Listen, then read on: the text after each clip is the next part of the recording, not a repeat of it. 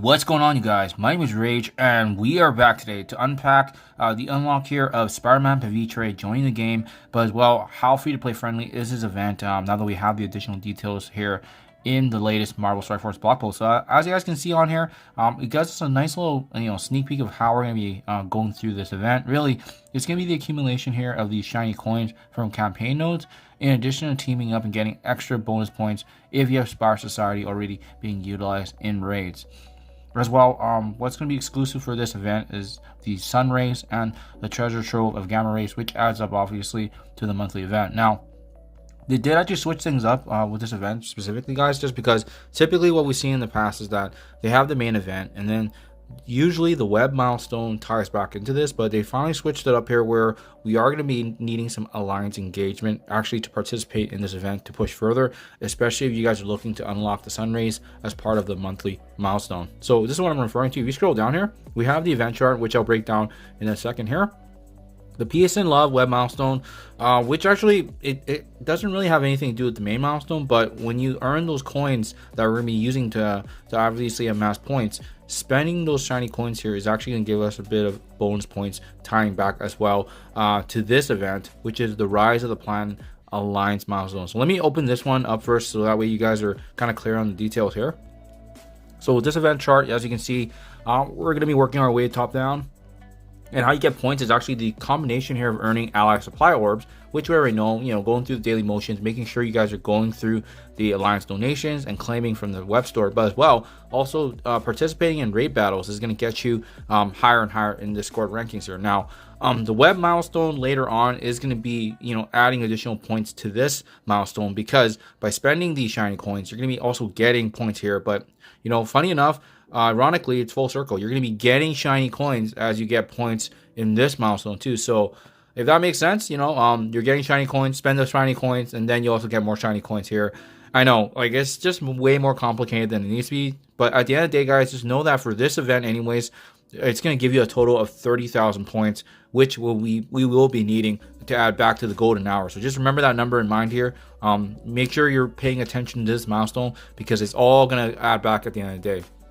So now that I've given you guys that bit of context there, I'm not going to waste your time and go through the web milestone, because as I said earlier, this milestone basically gets points if you spend the shiny coins, which then also adds back to the milestone I just showed you. Now to the main one here, which is the actual unlock here of PAVITR, but as well, remember that 30,000 I mentioned? Well, it is going to be going into this milestone. So how do you get points in this milestone? They completely try to confuse the players so much. Look at this. They give us a block of text here.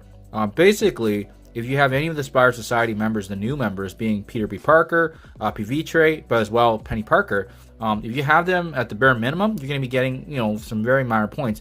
If you have them at 5 stars, 6 stars, or 7 stars, you are going to make a joke of this event. This is going to be a super easy event, especially if you've unlocked these characters already by spending or using the power cores to obviously get ahead. You're going to be amassing a huge amount of points that most free-to-play members and as well as the general community won't have access to. For example, you can see using Peter B. Parker is going to get you 1,000 points in the raid.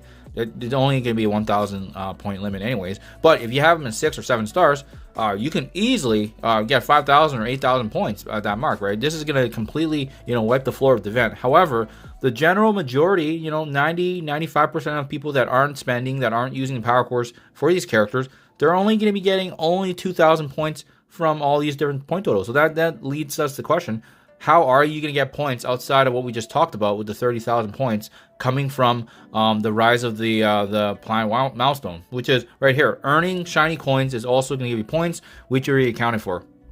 So guys, then what I like to do here is I always like to analyze, what is going to be reasonable, because at the end of the day, remember, they want us to be hitting the bare minimum for the monthly milestone, right? So we know that there's a feature item in here. That's the Sun Rays right here to the far right. And that's actually situated at 62,000 points here, which gives us at least kind of a target of what the ratio is going to be like with the spending of campaign energy. So let me break it down for you guys now that we have all the additional details here to simplify this. So at the end of the day, this is what it looks like for the golden hour. Remember, this is a 7-day event. you're going to be getting shiny coins from farming campaign nodes. And we are going to be making an assumption here that it's a 6-to-1 ratio. Is it conservative? Yes. Could it be definitely higher? I think so. But I want to be conservative because I want you guys to be, really fully understanding the situation here of what's going to be required if you guys are wanting to at least hit the monthly minimum here for the event. But as well, at the end of the day, seeing how many shards of PAVITR we can potentially get.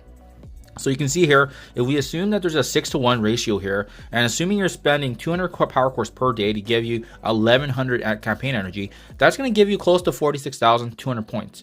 Now, I already mentioned earlier that it's pretty garbage, but you're probably only going to be able to get 2,000 points max from just using PAVITR and PAVITR through a raid. That's just because many of us just don't have them at 5 stars and above. That's fair. It's going to be the same situation for myself.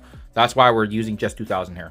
And then finally, that 30,000 I mentioned earlier from the Alliance Raid milestone that's also coupled with Ally Supply Orbs, giving us a grand total here of 78,200 points. Now, guys, when we compare this back to all the milestone points rewards, where does that stand? Well, we know we're going to be getting 62,000 at least for the Sun Rays, and that at that point actually gives you the full unlock of PAVITR because he only needs 45 shards. He's at least a very cheap character to unlock at the end of the day.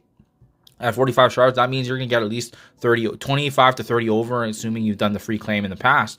And even at 77,000 points, sorry, you're going to be getting an additional 20 shards here of PAVITR at milestone 13, which is just a little bit over the monthly that we're expecting. But at the end of the day, that's also kind of what we're seeing here right now in the breakdown. Now, do I think that the ratio could be higher? Could we get closer and closer, maybe potentially to this 115,000 points here at milestone 16? Definitely. I definitely think it's going to be feasible, but it's a pretty limited event, so I don't want to kind of stretch my optimism here. But at the end of the day, I do think that we're going to be more than capable of hitting the Sun Rays at 62,000 points. And being able to at least hit milestone 13 at 77,000 for that extra 20 shards of PAVITR. If you're spending 200 power cores per day, making sure that you're using raids and you have both PAVITR and Peter B. Parker unlocked to at least participate at least once during this week. I think that's going to be very fair because, like I said, most of us will be able to get his unlock even before reaching the Sun Rays. And then finally, making sure that you guys are participating in Alliance raids and going through that motions and the free claim with the Ally Supply Orb. So there you guys have it. It's an easy event. Obviously, at the end of the day, it's a guaranteed 2-star of this character. Do I think we can get a 3-star here? Potentially, yes, I think so. But at the end of the day, guys, I think it's going to depend on what's going to be also in the shiny coin store. Maybe there's more shards of PAVITR that's available.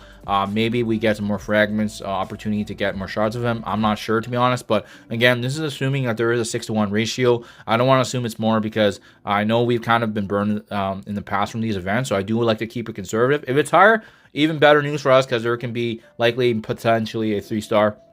And even if that's the case, guys, if that's not the case going forward, we know that they release these character shards in the way of a battle pass or a strike pass anyway. So not to be concerning here. Hopefully this helps you guys prepare in the upcoming event here. At least it's going to be super easy. Just make sure that you guys are participating in raids and claiming the Alliance milestones and making sure that you're paying attention to the shiny coin accumulation, which obviously is going to add to this event. Thank you for your time as always. Let me know what you think in comments below, and I'll catch you guys in the next one.